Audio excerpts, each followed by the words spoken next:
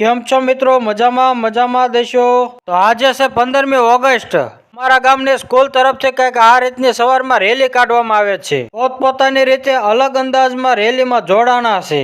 80મો સ્વાતંત્ર્ય પર્વ 2026 તાલુકા કક્ષાનો ધ્વજવંદન સમારોહ અમારા ગામની સરકારી માધ્યમિક શાળામાં યોજાણો।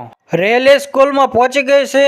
આ છે અમારા ગઢડા તાલુકાના માનનીય મામલતદાર સાહેબ આ કાર્યક્રમની અંદર ઉપસ્થિત રહ્યા હતા। પોલીસ જવાનો તરફથી એક પરેડનું આયોજન પણ કરવામાં આવ્યું હતું। ગઢડા તાલુકાના પીઆઈ પણ હાજર રહ્યા હતા। ધ્વજવંદન થવા જઈ રહ્યું છે। મામલતદાર સાહેબ દ્વારા ધ્વજવંદન થઈ ચૂક્યું છે।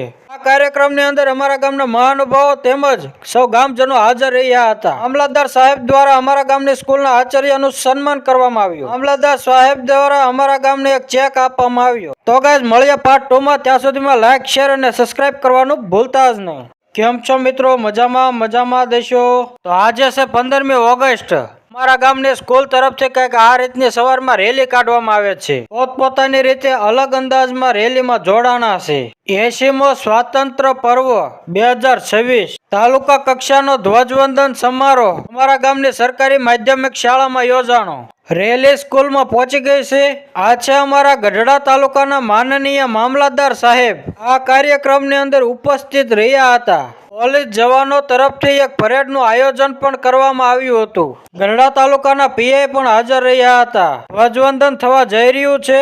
મામલતદાર સાહેબ દ્વારા ધ્વજવંદન થઈ ચૂક્યું છે। આ કાર્યક્રમની અંદર અમારા ગામના મહાનુભાવો તેમજ સૌ ગામજનો હાજર રહ્યા હતા। મામલતદાર સાહેબ દ્વારા અમારા ગામની સ્કૂલના આચાર્યનું સન્માન કરવામાં આવ્યું। મામલતદાર સાહેબ દ્વારા અમારા ગામને એક ચેક આપવામાં આવ્યો। તો ગાઈઝ મળીએ પાર્ટ 2 માં। ત્યાં સુધીમાં લાઈક, શેર અને સબસ્ક્રાઇબ કરવાનું ભૂલતા જ નહીં।